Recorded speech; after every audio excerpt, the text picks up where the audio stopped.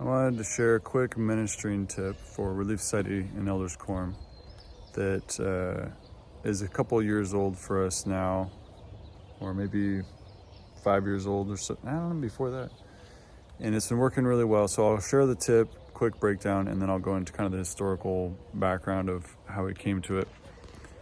The tip is that ministering couples now can be sister brother or husband wife, in other words, and that works a lot better for us.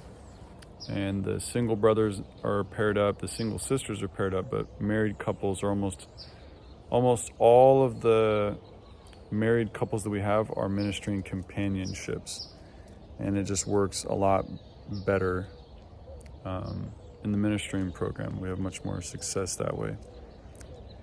And so if you haven't thought of that or haven't tried it, I would definitely suggest putting some thought into it. And there are obvious reasons why it works better, but I think the main reason is that as you and your spouse are companions, you're talking about the families that you minister pretty much constantly. Every week, sometimes every day if something's going on. You're talking about them. How are they doing? Have you made contact? How are they doing?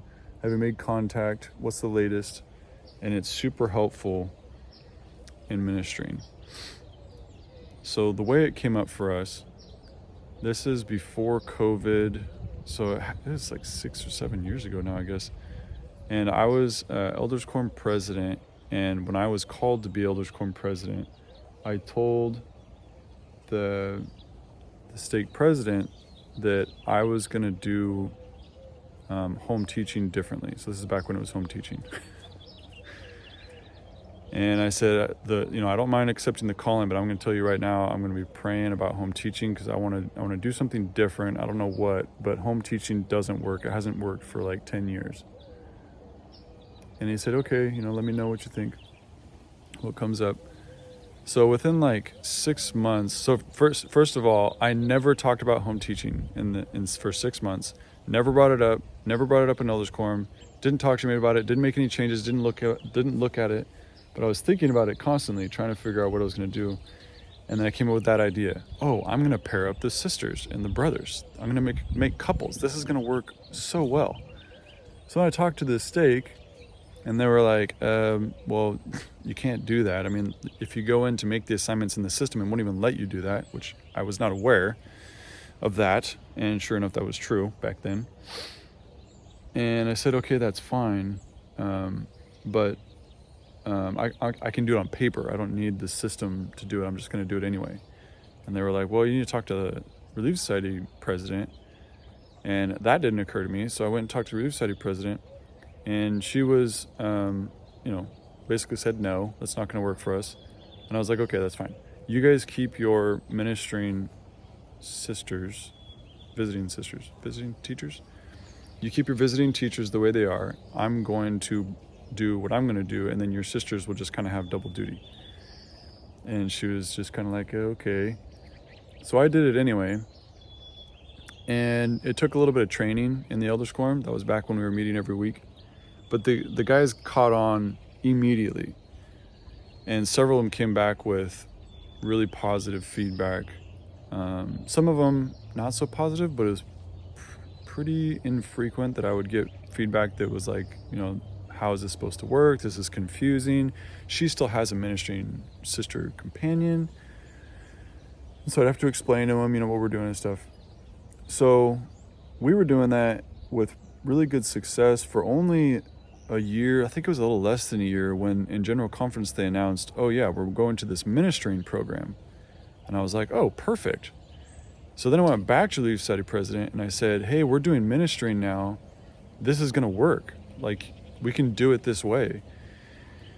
And because it was so new, she was still uncomfortable with it and didn't really know what it was supposed to look like. So she said, no, we're going to wait and see what the details are on the plan when it comes out, in the handbook and whatever.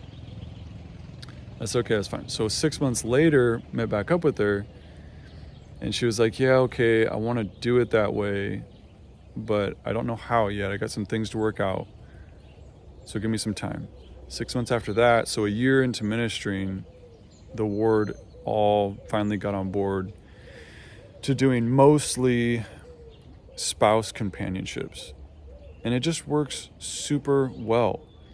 And I think the concern originally was that if you have spouse companionships only, that the brothers don't get companionships. Like there's not as much one-on-one with the brothers or with the sisters, and that's like it would be a problem. But I don't think we've had that problem. I think the opposite has happened, where the brotherhoods are closer because the couples are closer. And I don't have like real good data on that or anything, but that would be my suggestion, to at least consider that if you're not doing it. And if you need to talk through it, some things to consider, talking through with your leadership and whatnot, and presenting it to the quorums in an effective way so they understand the transition. And maybe everybody's already doing this. I don't know. Maybe this tip is old news. But I hope that the ministering works. Whatever you're doing, I hope it works, because I do have a strong testimony of ministering. I know it works.